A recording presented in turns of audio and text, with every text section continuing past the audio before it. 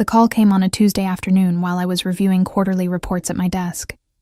My phone buzzed with my sister's name flashing across the screen, and I answered with the usual greeting, already bracing myself for whatever crisis she'd invented this time. "Clara, I need you to watch the kids on Christmas Eve," Victoria said without preamble.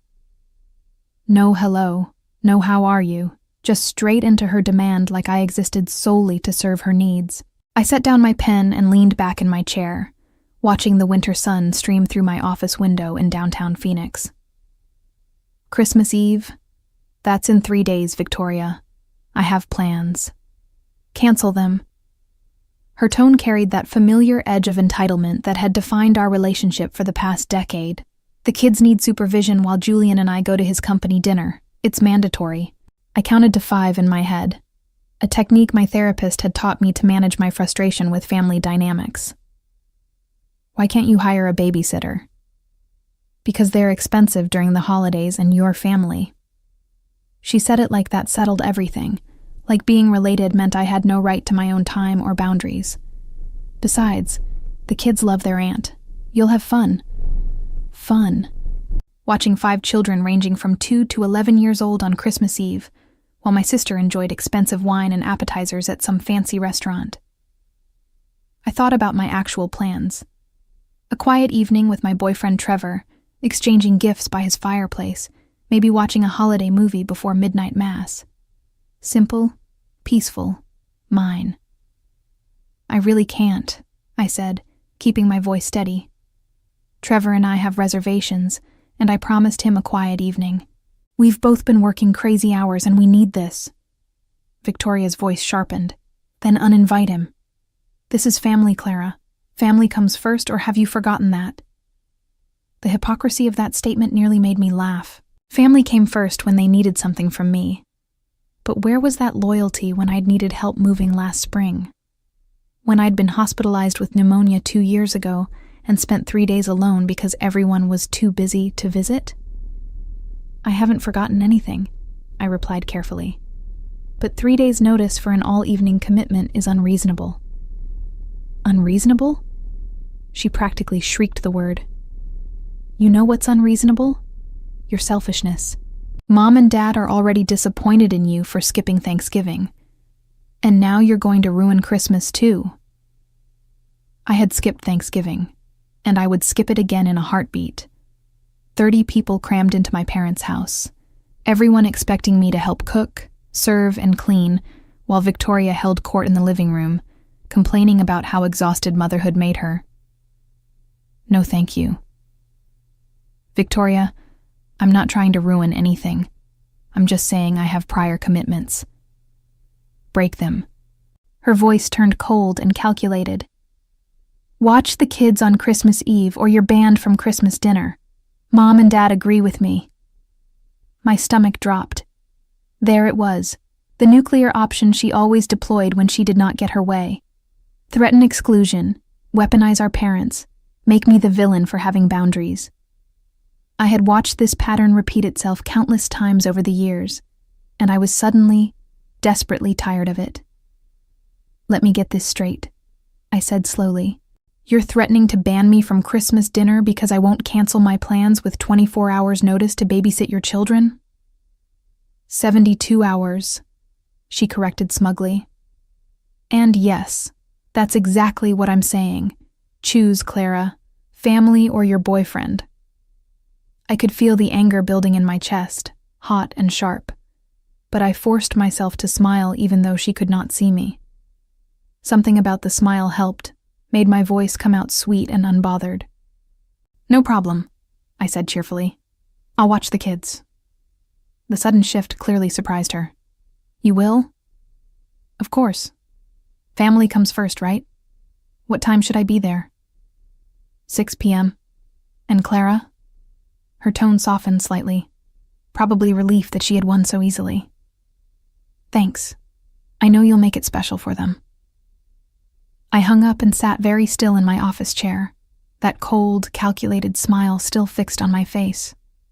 Through my window, I could see people hurrying along the sidewalk below, carrying shopping bags and coffee cups, living their normal lives while mine had just tilted on its axis. No problem, I had said, and I had meant it, because solving this problem would not involve showing up to babysit. It would involve something much more satisfying, something that had been building in the back of my mind for months as I planned the family surprise I had been so excited to reveal on Christmas morning. I opened my laptop and navigated to my email, scrolling until I found the confirmation from Snow Ridge Resort in Colorado. $18,000 for a week-long ski vacation, covering accommodations for 12 family members in a luxury lodge, lift tickets, equipment rentals, and meal packages. I had booked it in September, paid in full, kept it secret because I wanted to see their faces on Christmas when I announced it. My finger hovered over the cancellation link. They had no idea I had funded this trip. I had told no one, wanting it to be a complete surprise. The booking was in my name, paid from my account, completely and totally mine to control. I thought about Victoria's voice on the phone. Choose, Clara. Family or your boyfriend. She had drawn a line in the sand, never imagining I might actually have the spine to step across it. I clicked the link and began reading the cancellation policy, that cold smile spreading wider across my face. The cancellation policy stared back at me from the screen, and I closed the laptop without clicking further. Not yet. First, I needed to think about how I had gotten here, to this moment where canceling an $18,000 gift felt less painful than continuing to let my family treat me like their personal ATM and errand service. It started small, the way these things always do. 10 years ago, when Victoria got pregnant with her first child, I had bought the crib. Not contributed to it, bought it outright, because she and Julian were tight on money, despite both having decent jobs. Then came the stroller, the car seat, the endless stream of emergencies that somehow always required my credit card. I made good money as a senior financial analyst at a manufacturing firm. My salary was comfortable, my bonuses generous, and I had no children or spouse to support. In my family's eyes, that made me the designated bank, always open, never allowed to close. Victoria, meanwhile, worked part-time as a receptionist at a dental office, a job she complained about constantly but never tried to improve. Julian worked in sales, with income that fluctuated wildly but somehow never seemed to cover their bills. They had 5 children now, lived in a house that was perpetually one missed payment away from foreclosure, and drove cars that broke down with alarming regularity. And every single time I was expected to help. Last April, their air conditioning died in the middle of a Phoenix heat wave. $3,000 for a new unit. I paid it because I could not stand the thought of my nieces and nephews suffering in 100-degree heat. Victoria thanked me with a Facebook post about how blessed she was, never mentioning who had actually written the check. In June, their oldest daughter needed braces. $4,000. I paid half because Victoria cried on the phone about how embarrassed the poor girl was about her crooked teeth. Julian promised to pay me back within 3 months. I was still waiting. September brought a crisis with their van. The transmission died and they needed it fixed immediately because how else would the kids get to school? $2,200. Victoria promised she would cover my next birthday present. My birthday came and went in October without even a card. The math was simple and brutal. In the past year alone, I had given or loaned my sister nearly $15,000. In the 10 years since her first child was born, the number climbed well into 6 figures. Money I would never see again. Money I gave because I was family and family helped each other. Except help only flowed one direction. When I bought my condo 3 years ago, I asked if anyone could help me move. Victoria said the kids had activities. Mom said her back hurt. Dad said he had a golf game. I hired movers and spent an entire weekend unpacking alone, ordering pizza for one, wondering why I bothered maintaining relationships with people who could not spare 4 hours to help me. When I got pneumonia and spent 3 days in the hospital, I called Victoria from my bed, frightened and alone, asking if she could visit. She said she was too busy with the kids. Mom said she did not do well in hospitals. Dad said he would try to stop by but never did. My boyfriend at the time, a man I had been dating for only 2 months, was the one who showed up with flowers and sat beside my bed reading to me. When I got a major promotion last year, the kind that came with a 20% raise and a corner office, I called my parents excited to share the news. Dad congratulated me, then immediately asked if I could loan Victoria money for Christmas presents. The promotion was never mentioned again. I gave and gave and gave, and they took and took and took, and somewhere along the way, I had become less than a person to them. I was a resource, a solution to their problems, a checkbook with a heartbeat. The ski trip was supposed to be different. I had saved for months, researched resorts, picked the perfect dates between Christmas and New Year when everyone would be off work and school. I imagined gathering them all on Christmas morning, handing out envelopes with the itinerary inside, seeing genuine joy and appreciation on their faces. I imagined Victoria hugging me, thanking me for my generosity. I imagined my parents being proud of how successful I had become, how I could afford to treat the entire family to something special. I imagined, for once, being valued for more than my bank account. But that was the fantasy. The reality was Victoria calling me 72 hours before Christmas, not to thank me for a lifetime of financial support, but to demand I sacrifice my holiday to watch her children. Not asking, demanding, not requesting, threatening. Watch the kids, or you are banned from dinner. I thought about that threat and felt something shift inside me, some fundamental understanding of my worth and my place in this family dynamic. They did not value me. They valued my compliance. They did not love me. They loved what I could do for them. And if I was going to be banned from Christmas dinner for having the audacity to have my own plans, for daring to prioritize my own life for once, then what exactly was I paying $18,000 for? The question hung in the air of my quiet office, and I realized I already knew the answer. I was paying for the illusion that we were a real family, that their affection could be purchased, that if I just gave enough, sacrificed enough, bent enough, eventually they would see me as more than an ATM. But illusions were expensive, and I was done paying for them. I did not cancel the reservation that afternoon.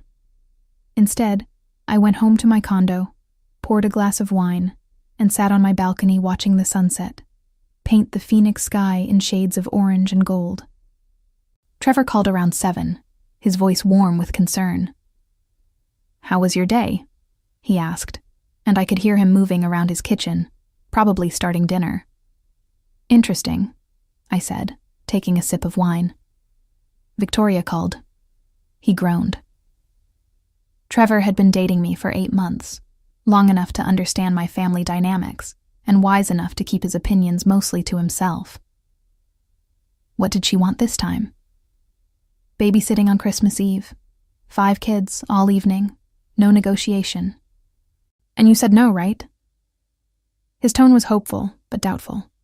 He knew me too well. I said yes, actually. Silence stretched between us for a long moment. "Clara, we have plans."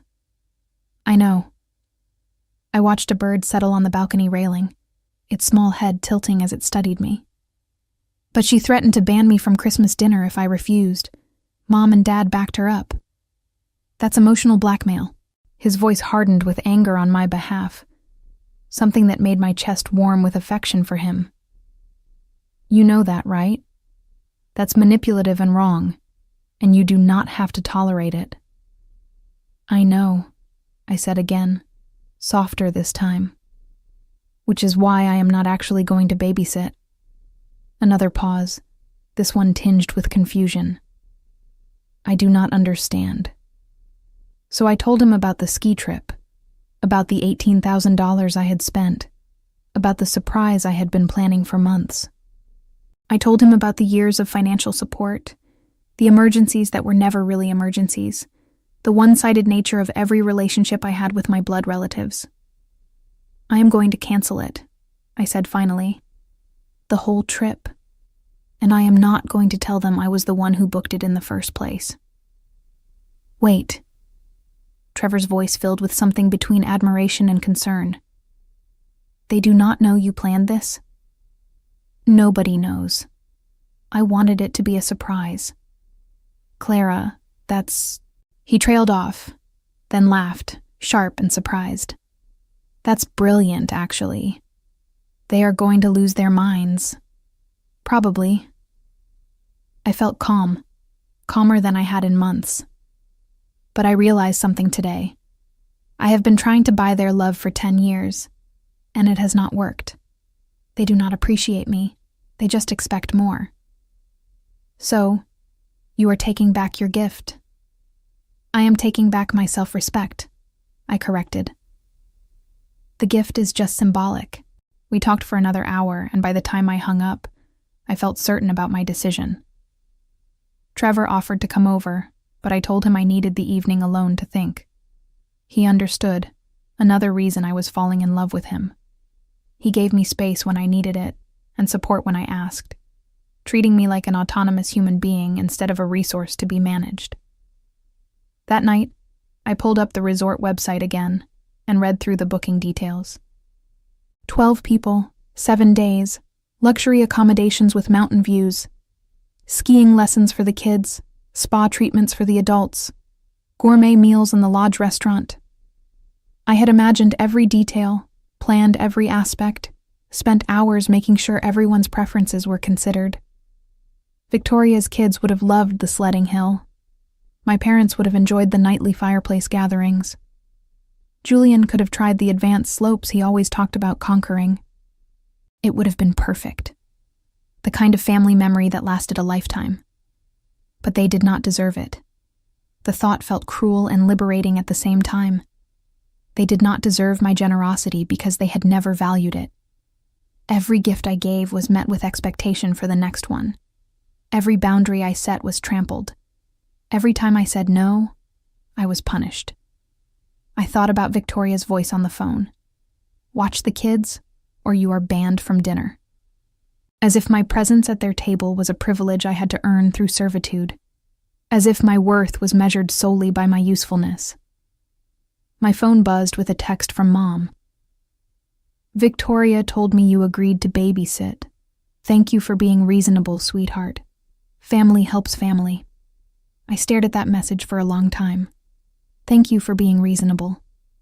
Not thank you for rearranging your plans, or thank you for your sacrifice, or I am sorry we put you in this position. Thank you for being reasonable, as if having boundaries was unreasonable, as if wanting my own life made me difficult. Another text came through, this one from Victoria. The kids are so excited you are coming. Can you pick up pizza for dinner? I will pay you back. She would not pay me back. She never did. And the fact that she was already adding requirements to my volunteered time made my jaw clench with anger. I typed and deleted 3 different responses before settling on a simple thumbs-up emoji. Let her think everything was fine. Let her make her plans for Christmas Eve, secure in the knowledge that her sister would handle everything as always. The next morning, I woke up early and called the resort. The customer service representative was cheerful and helpful, expressing regret that I needed to cancel such a lovely booking. Family emergency?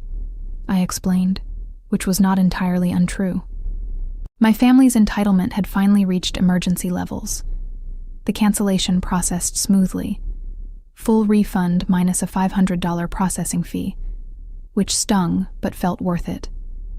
$18,000 back in my account, and with it, a sense of power I had not felt in years. I did not tell anyone. Not Trevor, not my coworker Bethany, who knew about the trip, not my college friend Julia, who had helped me research resorts. I kept the cancellation to myself like a secret weapon, waiting for the exact right moment to detonate. That moment came on Thursday, 2 days before Christmas Eve, when Mom called to remind me about my babysitting duties. Mom's voice on the phone carried that particular tone she used when she was about to lecture me, sweet on the surface but with steel underneath. Clara, honey, I just wanted to confirm you will be at Victoria's by 6 p.m. on Christmas Eve. I was at my desk at work, halfway through my last day before the holiday break. Around me, coworkers were decorating their cubicles and talking about their plans. Someone had brought in cookies. The office felt festive and light, which made Mom's call feel even more intrusive. "That's what I told Victoria," I said, keeping my voice neutral. Good. Mom paused, and I could practically hear her gathering her thoughts for whatever came next. "I know you had plans with Trevor, but family really does come first, sweetheart.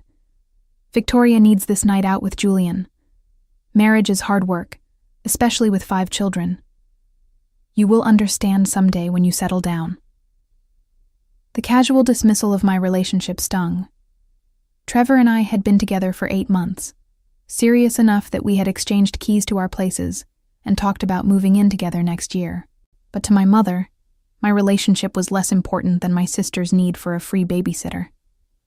"I understand," I said, because arguing would accomplish nothing. "And Clara?"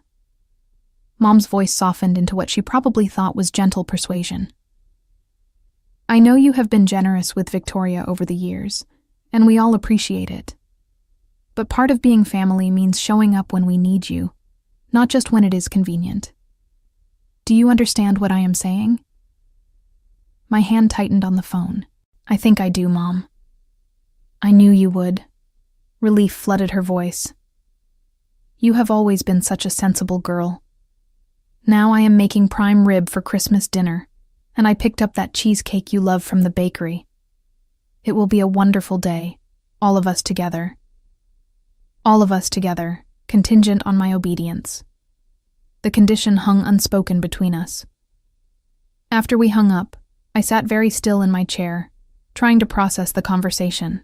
My mother had just thanked me for years of financial support in one breath, then reminded me that showing up physically was more important in the next. She had praised my generosity while simultaneously demanding more of it. She had called me sensible for capitulating to Victoria's demands. And somewhere in that conversation, something inside me finally, irrevocably broke. I had spent 10 years trying to be enough for these people. Enough money, enough time, enough sacrifice, enough compliance. I had bent myself into shapes that did not fit, swallowed words that needed to be said, written checks I could not afford to cash emotionally, even if I could financially. And it was never enough. It would never be enough. Because the problem was not that I was not giving enough. The problem was that they had learned they could take everything, and I would never stop them. My phone buzzed with a text from Victoria. "Mom said you are all set for Saturday. So excited. Also, can you bring art supplies? The kids have been begging to do crafts, and I have not had time to pick anything up." Art supplies, on top of pizza. On top of an entire evening of childcare I had not volunteered for in the first place. I texted back, "Sure." Then I opened my laptop and navigated to the family group chat that Victoria had created months ago. It was called Family Squad, with a ridiculous number of emojis, and it included Mom, Dad, Victoria, Julian, me, and my cousin Hannah, who lived in Seattle. The chat had been quiet lately, mostly Victoria posting pictures of her kids and Mom sharing recipe links. But I scrolled back to November, to a conversation I remembered seeing, but had not paid much attention to at the time. Victoria had written, "Cannot wait for the holidays this year. I have a feeling something amazing is going to happen." Mom had responded, "Any hints about this amazing thing?" Victoria, "Not yet, but trust me, it is going to be the best Christmas ever. All I can say is someone is planning something incredible for the family." My stomach dropped as I kept reading. Hannah, "Wait, who is planning something? Do I need to up my gift game?" Victoria, "Let us just say a little bird told me we might be getting a very generous surprise this year. Something involving travel." Mom, Victoria, "If you know something, you need to share with the group." Victoria, "I promise not to say anything, but let me just say this. Start looking at your calendars for the week after Christmas." I stared at the messages, ice forming in my veins. A little bird told me, someone is planning something incredible. Something involving travel. Victoria knew. Somehow, some way, my sister had found out about the ski trip. And instead of thanking me privately, instead of showing any gratitude or appreciation, she'd been teasing the family with hints, building anticipation, taking credit for knowing about something I had worked so hard to keep secret. I scrolled further and found more messages from December. Victoria, 2 weeks ago. Okay, I really cannot keep this secret much longer. Trust me when I say this Christmas is going to be epic. Dad, you are killing us with the suspense. Victoria, just a few more weeks, but I guarantee this will be the best family trip we have ever taken. The best family trip we have ever taken. She was talking about my gift like it was hers to announce. Like she had any part in planning or funding it. I clicked over to Facebook and searched Victoria's profile. 3 weeks ago, she had posted a status, counting down to an amazing family adventure. So blessed to have people in my life who make incredible things happen. The post had dozens of likes and comments asking what the adventure was. Victoria had responded to several with winking emojis and "you will see soon" messages. She was building social media hype around a gift I had not even revealed yet. She was taking ownership of my surprise, my planning, my $18,000. My hands were shaking as I closed the laptop. I thought about calling her, demanding to know how she found out.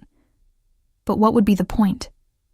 She would deny it, or downplay it, or find some way to make me the villain for being upset. Instead, I pulled out my phone and opened my text thread with Trevor. She knows about the trip, I typed, and she has been bragging about it online like it is her surprise to announce. His response came quickly. Are you kidding me? I wish I was. She has been building it up in the family chat and on Facebook for weeks. Clara, you need to confront her. Why? I sent back. She will just gaslight me. They always do. 3 dots appeared as he typed, then disappeared, then appeared again. Finally. Then cancel it and do not tell her. Let her look like a liar when nothing happens. I sat with Trevor's message for a long time, watching my coworkers pack up their desks and wish each other happy holidays. Someone had started playing Christmas music from a portable speaker, and the sound of jingle bells felt surreal against the rage building in my chest. Let her look like a liar when nothing happens. The thought was delicious and terrible. Victoria had spent weeks hyping up a surprise that was not hers to share, taking credit for generosity she had not shown, building expectations she could not fulfill. If the trip simply did not materialize, she would be the one left looking foolish. But was that enough? Was public embarrassment sufficient punishment for a lifetime of using me?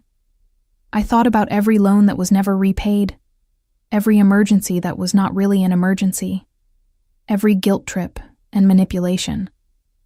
I thought about 3 days in a hospital bed alone.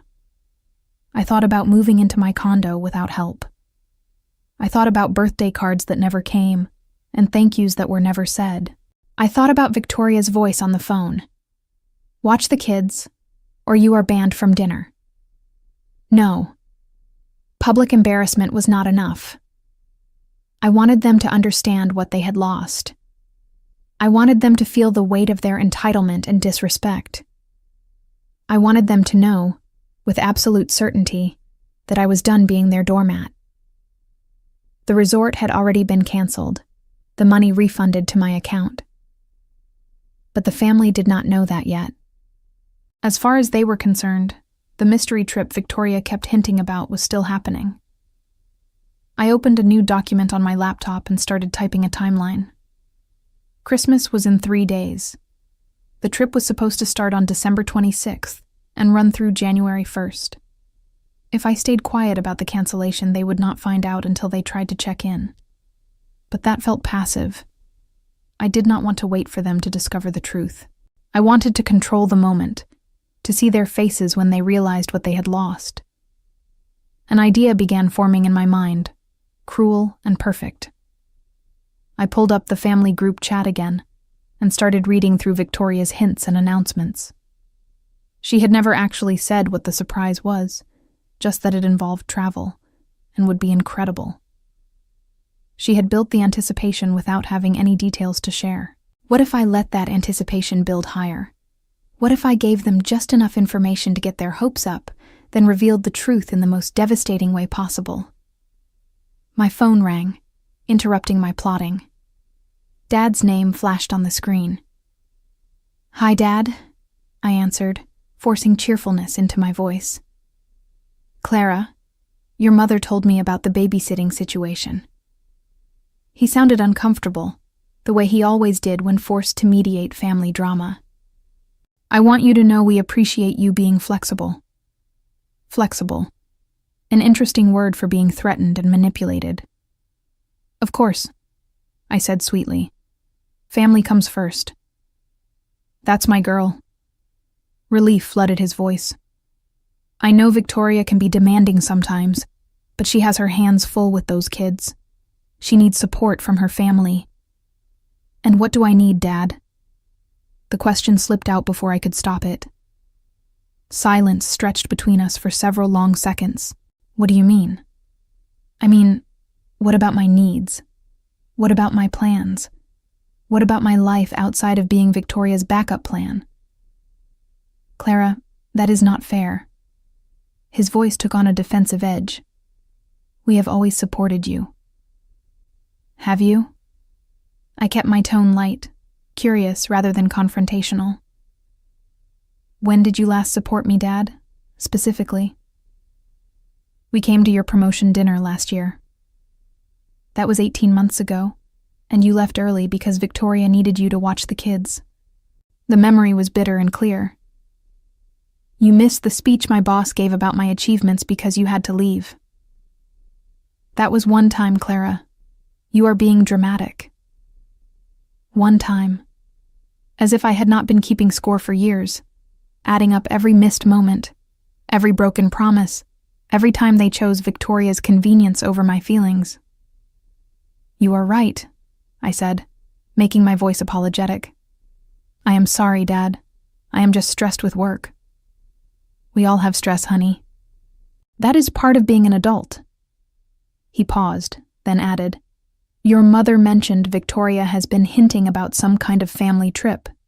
Do you know anything about that?" My heart rate kicked up. "Why would I know anything?" "Well, you are the one with the disposable income." He laughed, like it was a joke, but I could hear the fishing expedition underneath. "If anyone could afford to surprise us with a vacation, it would be you." So that was how Victoria knew. She had not found proof. She had made an educated guess based on who in the family had money. And my parents had helped her speculate, probably spent hours discussing who could afford such a generous gift, landing on me because of course they did. I was the bank. I was always the bank. "I do not know what Victoria is talking about," I lied smoothly. "But I hope whatever she is planning works out." Dad sounded disappointed. "Well, if you were planning something like that, I hope you would include your old man." "If I were planning something like that," I said carefully, "I would make sure everyone who deserved it was included." We hung up shortly after, and I sat in my quiet office feeling oddly calm. They had all but admitted they expected me to fund their vacation. They had discussed it amongst themselves, speculated about it, gotten their hopes up about it. And Victoria had taken credit for knowing about it without ever thanking me for planning it. The cruelty of it was breathtaking. Even when I tried to do something nice, something generous and surprising, they found a way to take it for granted before it even happened. I pulled out my phone and texted Bethany, my coworker, who knew about the trip because I had asked her advice on ski resorts. "Change of plans," I typed. "I canceled the family trip." Her response came quickly. "What? Why?" "Long story, but I need a favor. Can you keep a secret until after Christmas?" "Always. What is going on?" "My family thinks I am still taking them on vacation. I want them to keep thinking that for a few more days." "Clara, that is deliciously evil. I love it. What is your plan?" I smiled at my phone screen, that cold, calculated expression that was becoming familiar. "I am still working out the details. but it is going to involve a family dinner and a very public announcement. I'm here for this level of petty. Keep me updated." I promised I would, then gathered my things and headed home. The office was nearly empty now, just a few stragglers finishing last-minute tasks. I wished them happy holidays as I passed, feeling lighter than I had in days. At home, I poured a glass of wine and settled onto my couch with my laptop. I had some planning to do. Christmas Eve morning dawned cold and clear in Phoenix, and I woke to a string of texts from Victoria outlining my babysitting duties in excruciating detail. What time to arrive, what to feed the kids, when bedtime was, which child had which dietary restriction or behavioral quirk. The messages read like a military operation briefing, and nowhere in them was a single word of gratitude. The last text said, "Do not let them stay up past 9. Julian and I have reservations at 8 and will probably be out until midnight. Thanks." Thanks, with an exclamation point, like that made it sincere. I texted back, "Actually, I need to talk to you about tonight. Can I call you?" 3 dots appeared immediately, then disappeared, then appeared again. My phone rang. "What do you mean you need to talk?" Victoria's voice was sharp with suspicion. "Clara, you promised." "I know what I promised," I said calmly. "But something came up with work, and I need to go into the office this afternoon." "No." The word was flat and absolute. "No, you cannot do this to me. I have plans, Clara, important plans. You cannot back out now." "I am not backing out," I lied. "I am just saying I might be late. Maybe 7 or 7:30 instead of 6. The relief in her voice was palpable. "Oh, well, that is fine, I guess. We can push our reservation back. Actually, I was thinking maybe we could find another solution altogether." I kept my voice gentle, reasonable. "Maybe you could hire a babysitter just this once. I could even pay for it, my treat." "Why would I hire a babysitter when you already agreed to do it?" Suspicion crept back into her tone. "What is really going on, Clara?" "Nothing is going on. I just realized I have been enabling you a bit." I paused, letting that sink in. "You are an adult with 5 children. You should have backup plans that do not involve threatening family members." Silence stretched between us, dangerous and electric. "Enabling me?"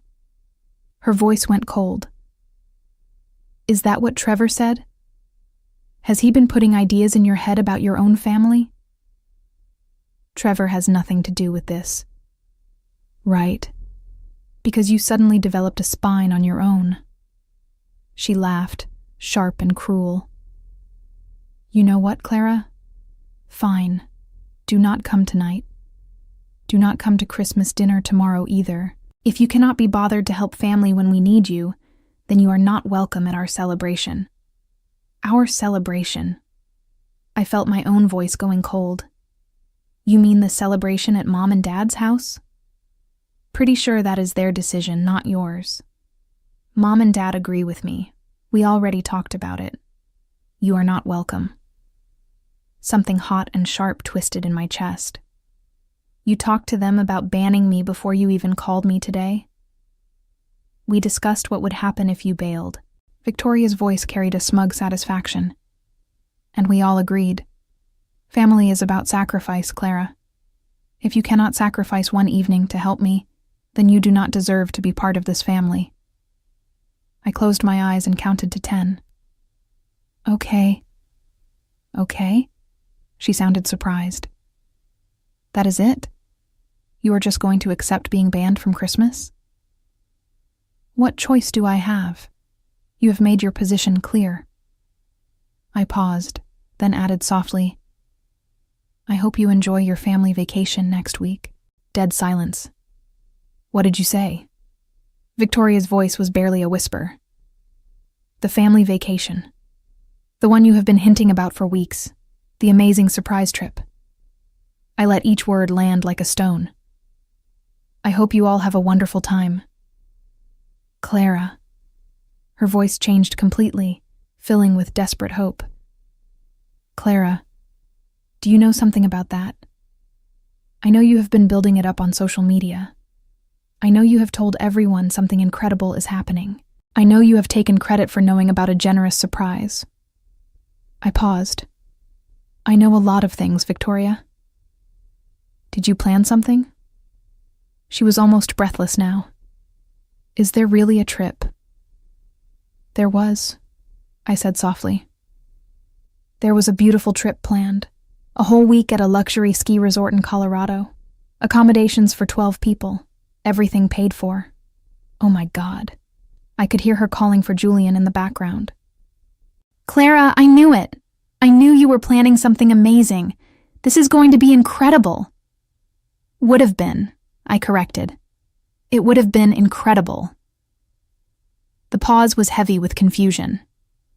What do you mean, would have been? I mean, I canceled it. I kept my voice pleasant, conversational. Yesterday, actually. Got most of my money back, too, minus a small cancellation fee. Another long silence, then. You are joking. I am not joking. I canceled the $18,000 ski vacation I had booked for the family because I realized something important. I took a breath, feeling powerful and calm. I realized you do not appreciate me, any of you. You see me as a resource, not a person, and I am done being used. Clara, wait. Panic flooded her voice. You cannot just cancel a family trip. Everyone is expecting it. I told people. You told people about a trip you had no part in planning or funding. You took credit for my generosity before I even had a chance to announce it. You made it about you when it was supposed to be about all of us. How did you even... She stopped, understanding dawning. You saw the group chat. I saw everything. The Facebook posts, the hints, the credit you took for something you did not do. My voice hardened.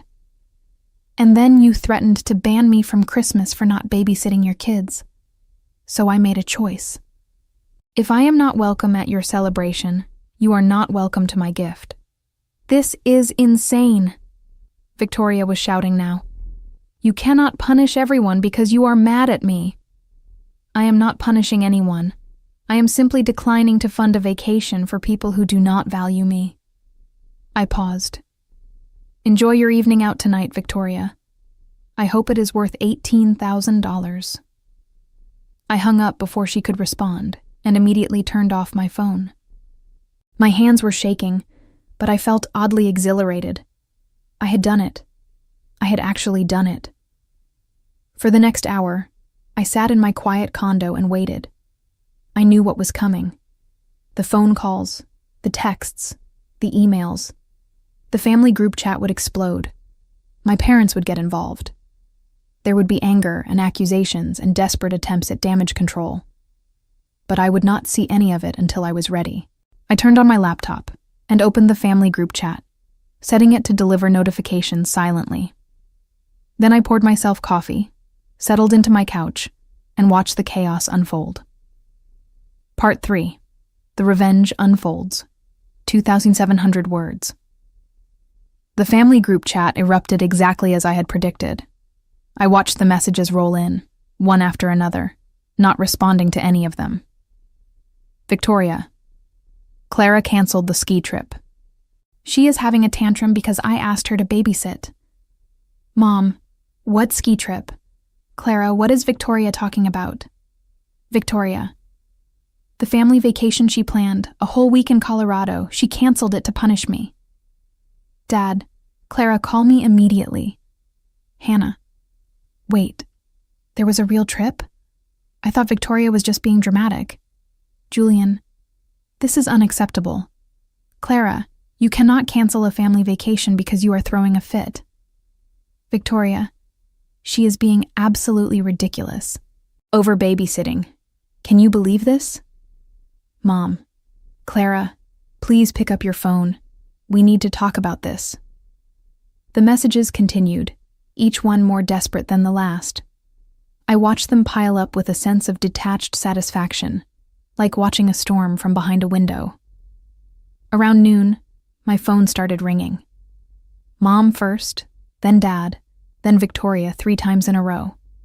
I ignored them all. Trevor texted to ask if I was okay, and I assured him I was fine, just watching the fallout. At 1 p.m., Victoria sent a message directly to me, separate from the group chat. "Clara, I am sorry. I should not have threatened to ban you from Christmas. Please uncancel the trip. The kids will be devastated." I almost laughed. The kids did not even know about the trip. This apology was not about them. It was about Victoria saving face after weeks of building up a surprise she could not deliver. At 2 p.m., Mom tried a different approach. "Sweetheart, I do not know what Victoria said to you, but I am sure we can work this out. Please call me so we can discuss this like adults." Like adults. As if I was the one being childish for having boundaries. At 3 p.m., Dad left a voicemail that I listened to on speaker. "Clara, this is getting out of hand. I understand you are upset, but you cannot hold the entire family hostage over a disagreement with your sister. That trip was not just about you. It affected all of us. You need to think about more than just your own hurt feelings. My own hurt feelings. 10 years of being used, and my feelings were the problem." I made myself a late lunch and watched a movie, periodically checking the group chat to watch the chaos intensify. Victoria had moved from apologetic to angry, now claiming I had promised the family a vacation, and was cruelly backing out. Mom was trying to mediate while clearly taking Victoria's side. Dad had gone silent, which usually meant he was furious and trying to calm down before saying something he would regret. Hannah sent me a private message. "I am staying out of this, but just so you know, Victoria has been insufferable about this mystery trip for weeks. If you really did plan something and she ruined it, I do not blame you for canceling. Family dynamics are hard." It was the closest thing to support I had received from any of them, and I appreciated it even though Hannah was still carefully straddling the fence. At 5 p.m., Victoria sent another message. "Fine, you win. I will apologize publicly if that is what you want. Just please, please uncancel the trip. I will even pay you back some of the money." She would not pay me back. We both knew it. But the offer itself was revealing. She was desperate enough to make promises she had no intention of keeping. I finally responded to the group chat at 6 p.m., right when I was supposed to be arriving at Victoria's house to babysit. "I understand everyone is upset about the ski trip. I think we should discuss this in person. I will be at Mom and Dad's house tomorrow at noon for Christmas dinner." The response was immediate. "Victoria, you are not invited to Christmas dinner." "Mom, Clara, Victoria is very hurt right now. Maybe it is better if you skip tomorrow and we talk after the holidays." "Dad, your mother is right. Let everyone cool down." I stared at those messages, feeling something cold and final settle in my chest. Even now, even when I was the one who had spent $18,000 trying to do something nice, they were choosing Victoria. They were protecting her feelings at the expense of mine.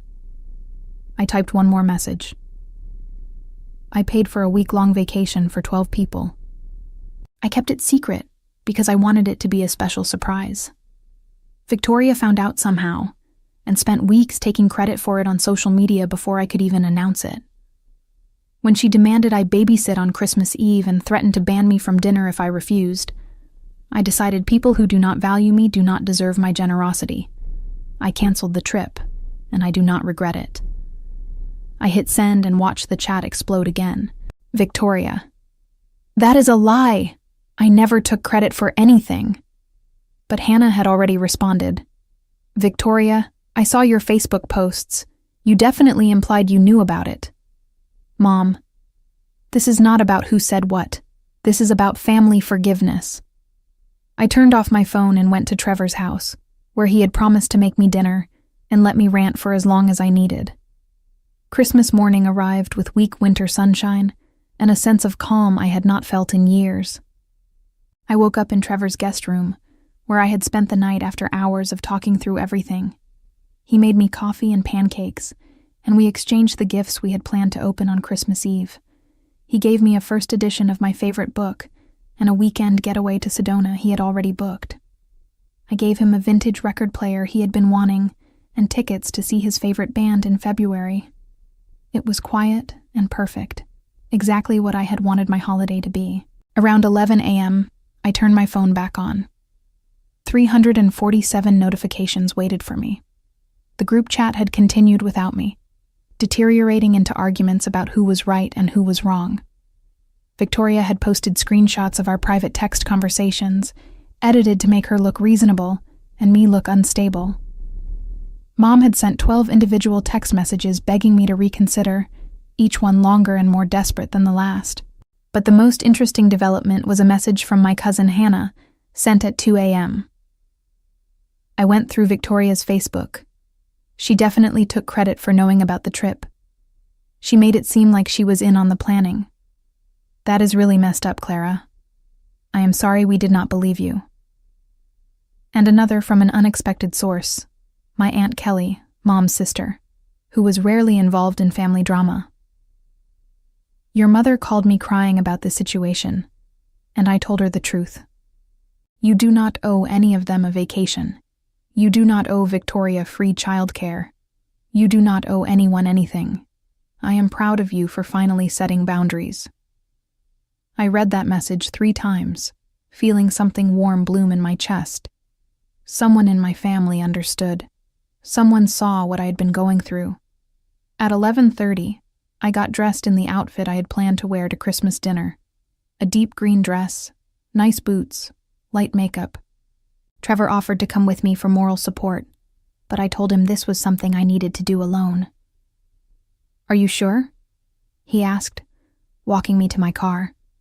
They are going to ambush you. I know. I kissed him quickly. But I need to say what I have to say, and then I need to walk away.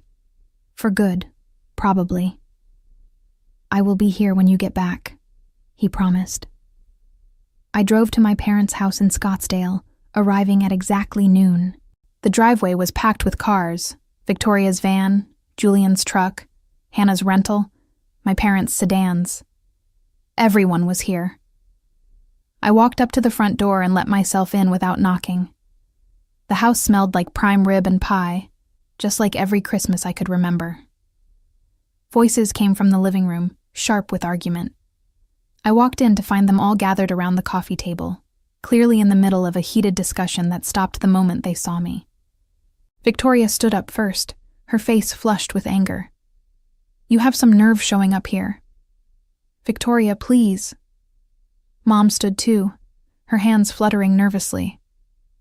Clara, sweetheart, I am glad you came. We need to talk about this calmly. There is nothing calm about what she did. Victoria's voice rose. She canceled a vacation out of spite. She is punishing children because she is selfish. I stood very still in the doorway, looking at each of them. Victoria vibrating with rage.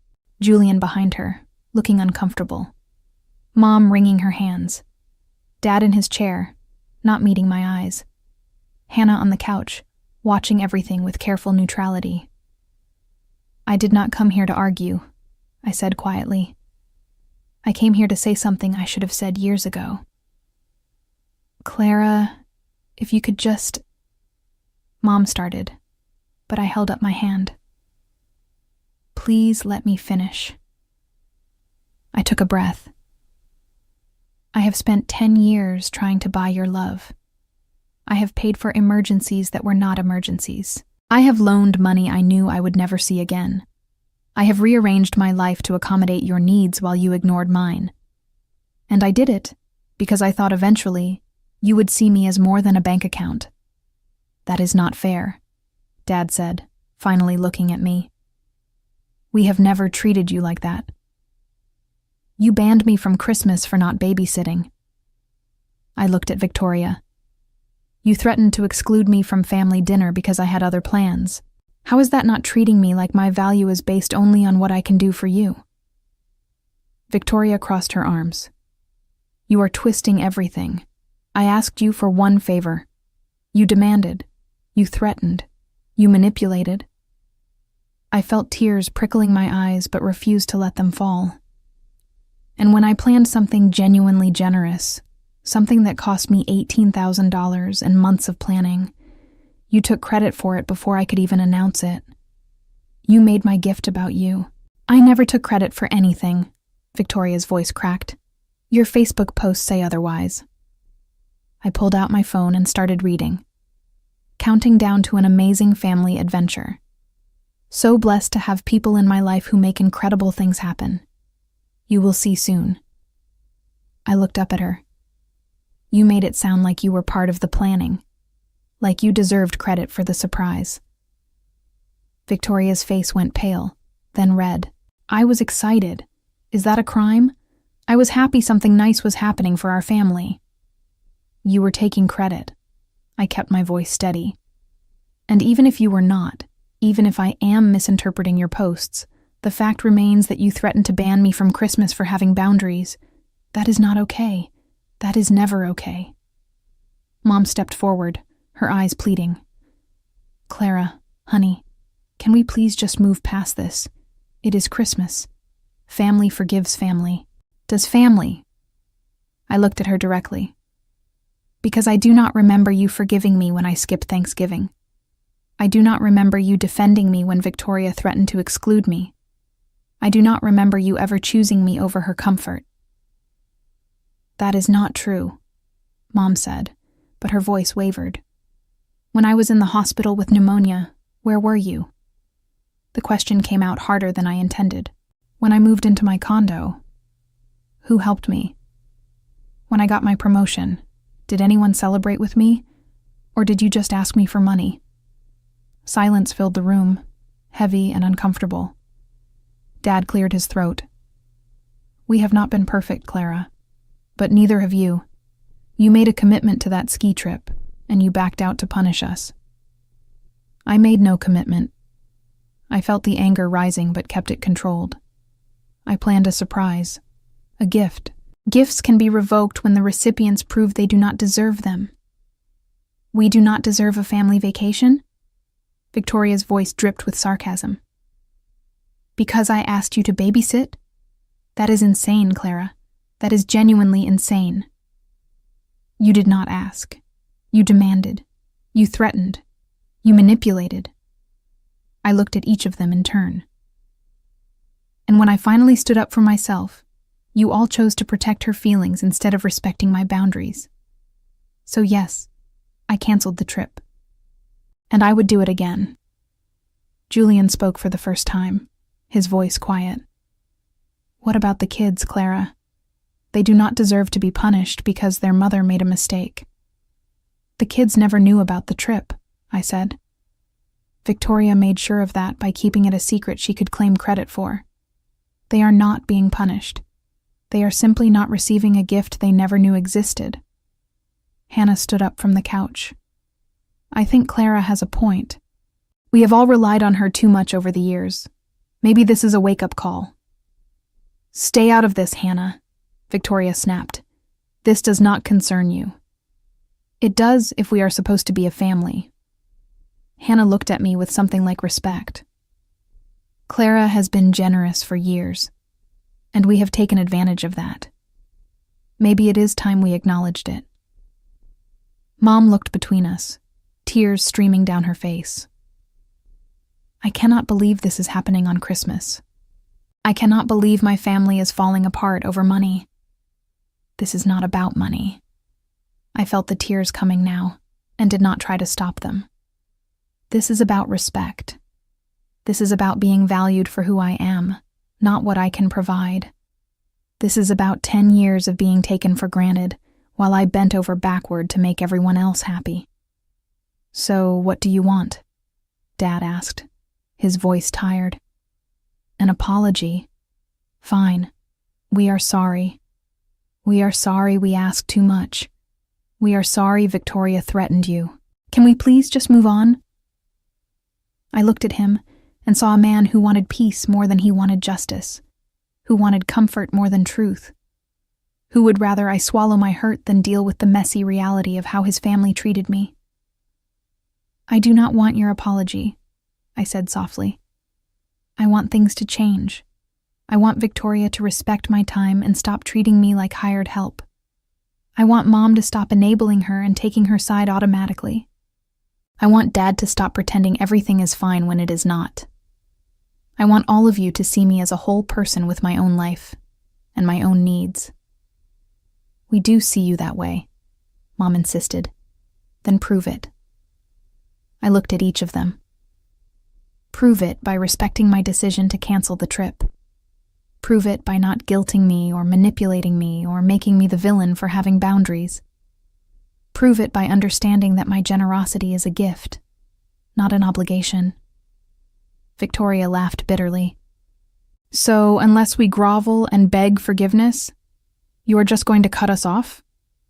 That is emotional blackmail, Clara. No. I shook my head. I am not cutting anyone off. I am simply going to stop setting myself on fire to keep you warm. I am going to stop giving money I cannot afford emotionally. I am going to stop sacrificing my happiness for yours. And if that feels like abandonment to you, maybe you should examine why my boundaries feel like punishment. I turned toward the door, then stopped and looked back one more time. The ski trip would have been amazing. You would have loved it. The kids would have had the time of their lives. And I would have been proud to give that to you. But you taught me something important these past few days.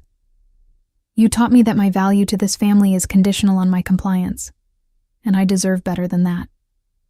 In the months that followed, Victoria lost her job after a financial audit revealed she had been using company resources for personal expenses, a habit of entitlement that finally caught up with her. Julian filed for separation 3 months later, exhausted by years of her manipulative behavior. My parents tried to reconcile with me several times, but their efforts always came with strings attached, requests for money or favors hidden in apologies. They never truly understood what they had lost, and I stopped trying to make them see it. I spent that Christmas evening with Trevor, and we have spent every holiday together since. Sometimes I think about that ski trip, about what could have been, and I do not regret canceling it for a single second. That $18,000 bought me something more valuable than a vacation. It bought me my self-respect back, and taught me that the best revenge is not making people pay for how they treated you. It is simply refusing to let them treat you that way ever again.